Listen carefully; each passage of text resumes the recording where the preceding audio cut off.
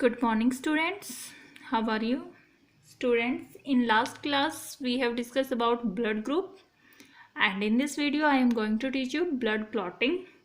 Student, now first question arises, what do you mean by blood clotting? Blood clotting is the property of blood to change from fluid to gel state a few minutes of its coming in contact with air is called blood coagulation और blood clotting.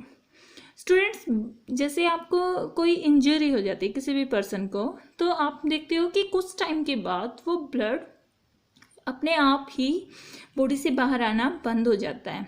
वो किस वजह से बंद होता है? वो blood clot की वजह से बंद होता है. जैसे ही हमारा ब्लड एयर के कांटेक्ट में आता है तो वो कोगुलेशन करना स्टार्ट कर देता है. इस कोगुलेशन फॉर्म को हम ब्लड क्लॉटिंग बोलते हैं. अब क्वेश्चन यह आता है कि हमारी बॉडी के अंदर ब्लड लिक्विड फॉर्म में कैसे रहता है? हमारी बॉडी के अंदर हेपरिन और सीरोटोनिन केमिकल एजेंट होते हैं जो बॉडी ब्लड को क्या करते हैं? लिक्विड फॉर्म में स्टेबल करके रखते हैं. ठीक है. जैसे ही बॉडी ब्लड एयर के कांटेक्ट में आता है तो वो स्टेबल फॉर्म में, सॉलिड फॉर्म में होना स्टार्ट हो जाता है, जिसको ब्लड क्लॉट बोलते हैं. अब इसका एम क्या है? इसका एम है to prevent excessive loss of blood from an injury, इसलिए इसको नेचुरल डिफेंस मैकेनिज्म भी बोला जाता है. अब इसका पीरियड कि कितने टाइम में ब्लड क्लॉटिंग हो जाती है.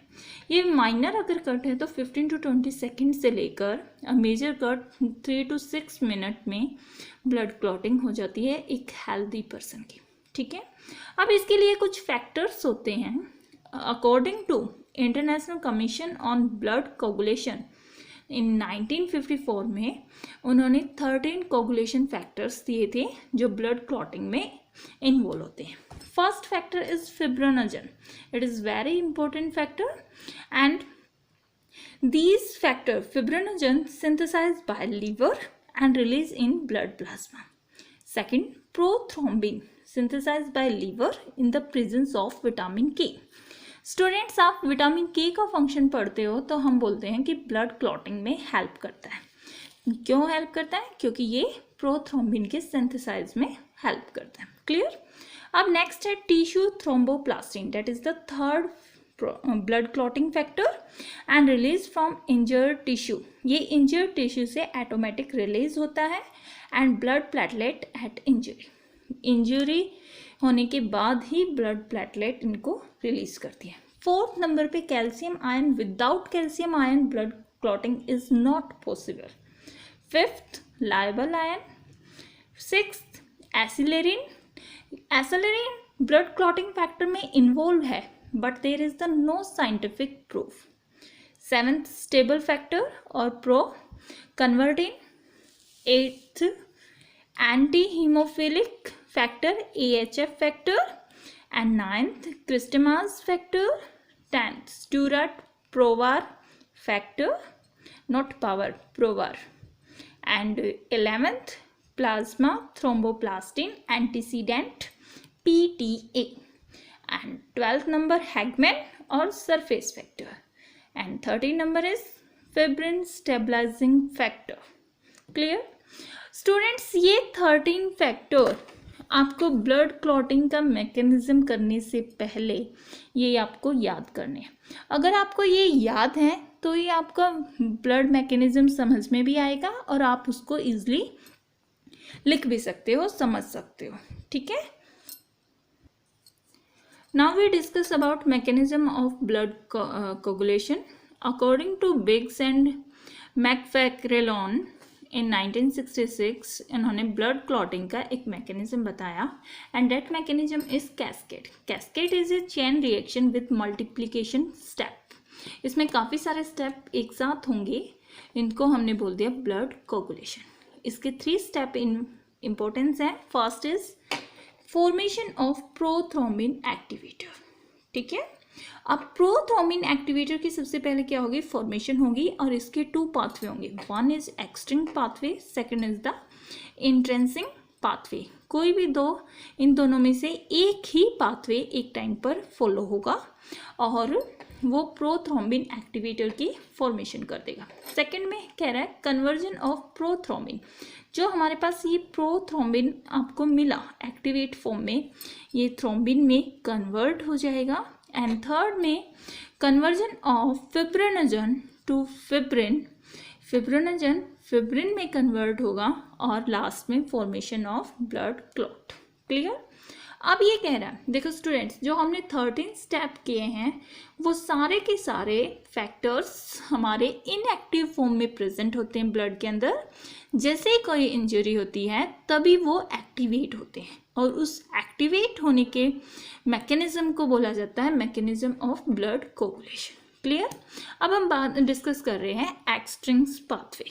इंजर्ड टिश्यू है, एक्सट्रिंग टिश्यू में क्या होता है, इंजर्ड टिश्यू के जो सराउंडिंग सेल हैं वो अपना रोल प्ले करती हैं, और इंस्टेंसिंग में जो इंजर्ड सेल है या ट्रूमा जो प्रेजेंट है वो खुद से इन्वॉल्व होता है। ठीक है, तो फर्स्टली इंजर्ड टिश्यू सबसे पहले टिश्यू थ्रोम्बोप्लास्टिन को रिलीज करना स्टार्ट करेगा। ये हमारा 3rd नंबर फैक्टर है। ठीक है, और इसके अंदर lipoprotein and phospholipid complex present होता है। ठीक है, सेकेंड स्टेप में 8 number factor, 8 number is our stable factor और प्रो कन्वर्टिंग। ठीक है, ये एक्टिवेट हो जाता है और ये स्टेप सी में हेल्प करता है। 10th नंबर में हमारा स्टुअर्ट पावर फैक्टर होता है। ये tissue thrombin thromboplastin 7th factor की प्रेजेंस में ये इनएक्टिव हमारा जो 10th नंबर फैक्टर है स्टुअर्ट पावर फैक्टर को एक्टिवेट फॉर्म में कर देता है। Clear? With in the calcium ion की प्रेजेंस में।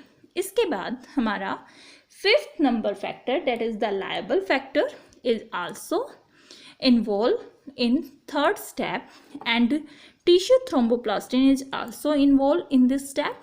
एंड ये हमारे जो 10th नंबर एक्टिवेटेड फैक्टर था इसको प्रोथ्रोम्बिन एक्टिवेटर में कन्वर्ट कर देंगे। स्टूडेंट्स देखो, अभी आपने देखा सबसे पहले इंजर्ड टिश्यू था, टिश्यू थ्रोम्बोप्लास्टिन आया, फिर साइड से हमारा 7th फैक्टर आया, फिर 10th फैक्टर को एक्टिवेट किया, calcium ion is also 4th number factor.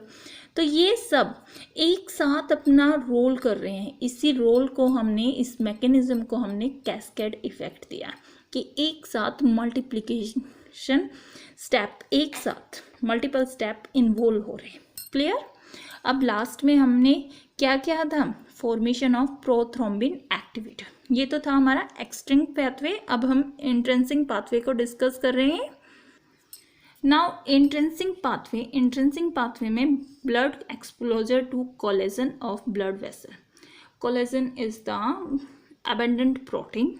ठीक है, एंड ये 12th नंबर का फैक्टर है हमारा हैगमैन और सरफेस फैक्टर। ये कोलेजन फैक्टर की प्रेजेंस में एक्टिवेट होगा। फिर 11th फैक्टर है हमारा प्लाज्मा थ्रोम्बोप्लास्टिन। ठीक है, APTA ये एक्टिवेट फॉर्म में हो गया। फिर नेक्स्ट स्टेप में हमारा 9th नंबर, ये एक्टिवेट कब होगा, जब यहाँ पे एक्टिवेटेड 11th फैक्टर इन्वॉल्व होगा और साइड से कैल्शियम आयन। तो हमारे पास ये एक्टिवेट हो गया 9th नंबर। इसके बाद हमारा 8th इन्वॉल्व होगा एंटी हेमियोफिलिक फैक्टर AHF, यहाँ से इन्वॉल्व हुआ। और 10th नंबर फिर से वही सेम स्टेप रिपीट हो रहा है जो एक्सट्रिंग पाथवे में रिपीट हुआ था। Stuart power factor 10th number activate होगा, और फिर ये 5th नंबर की प्रेजेंस में 5th नंबर क्या था, लायबल फैक्टर। और यहाँ से ये ब्लड जो एक्सपोजर था ये यहाँ से इस लास्ट वाले स्टेप में आ गया, और platelet phospholipid factor number 3 is thromboplastin also involved in this step, and liable factor is also involved, and activating 10 number steroid power factor converted into prothrombin activator। अब हम आ गए conversion of prothrombin into thrombin.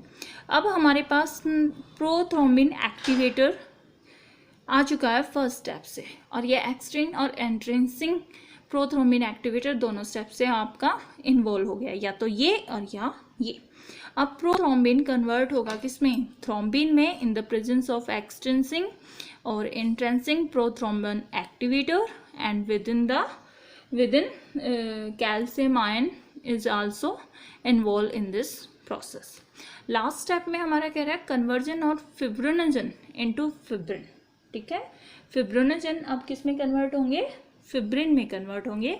तो fibrinogen soluble form में present होते हैं हमारे blood में, और ये थ्रोम्बिन जो बी स्टेप था हमारा, इसका जो लास्ट प्रोडक्ट था वो थ्रोम्बिन, अब ये इन्वॉल्व करेगा यहाँ पर, ठीक है। और फिब्रिनोजन से फिब्रिन मोनोमर आएंगे जो कि इनसॉल्युबल फॉर्म में होंगे, और फिब्रिन को थ्रेड फॉर्मेशन में लाने के लिए fibrin stabilising factor, that is the factor number 13, ये इसकी प्रेजेंस में फिब्रिन मोनोमर फिब्रिन थ्रेड में कन्वर्ट हो जाएगा, और फिब्रिन थ्रेड लास्ट में क्लॉट में कन्वर्ट हो जाएगा। इसको बोल देंगे हम ब्लड क्लॉटिंग। स्टार्टिंग में यहाँ पे सॉफ्ट क्लॉट बनता है जो नॉन कोवलेंट बॉन्ड की वजह से, फिर कुछ टाइम के बाद वहाँ पे कोवलेंट एंड क्रॉस बॉन्डिंग हो जाती है डाइसल्फाइड बॉन्ड के बीच में, तब ये क्लॉट हार्ड बन जाता है। अब लास्ट में कई बार एक क्वेश्चन आ जाता है कि ब्लड क्लॉटिंग तो आप पढ़ चुके हो, क्लॉट रिटारैक्शन क्या होता है। रिटारैक्शन में होता है बच्चों कि after blood clotting clot begin to contract, वो पहले क्लॉट बड़ा होता है, बाद में क्लॉट छोटा होना स्टार्ट होता है, उसको क्लॉट रिटारैक्शन बोलते हैं। एंड इसमें क्या होता है कि एक पेल कलर फ्लूइड यहाँ पर प्रेजेंट होता है जिसको सीरम बोला जाता है। सीरम एक्चुअल में होता क्या है बच्चों कि प्लाज्मा के अंदर जितना भी लिक्विड प्रेजेंट है, बस उसमें से आप ब्लड क्लॉटिंग फैक्टर को माइनस कर दो, आपके पास जो क्वांटिटी बच जाएगी वो सीरम की प्रेजेंट होती है, ठीक है। Student, now blood clotting is complete and thank you and have a nice day. Student, एक बात याद रखना कि जब भी आप ब्लड क्लॉटिंग के मैकेनिज्म को करोगे, आप अपनी नोटबुक में भी लिखोगे, तो फर्स्ट आपको 13 ब्लड क्लॉटिंग फैक्टर को याद करना बहुत ज़रूरी है, तभी आपको ये मैकेनिज्म समझ में आएगा। Okay, thank you student.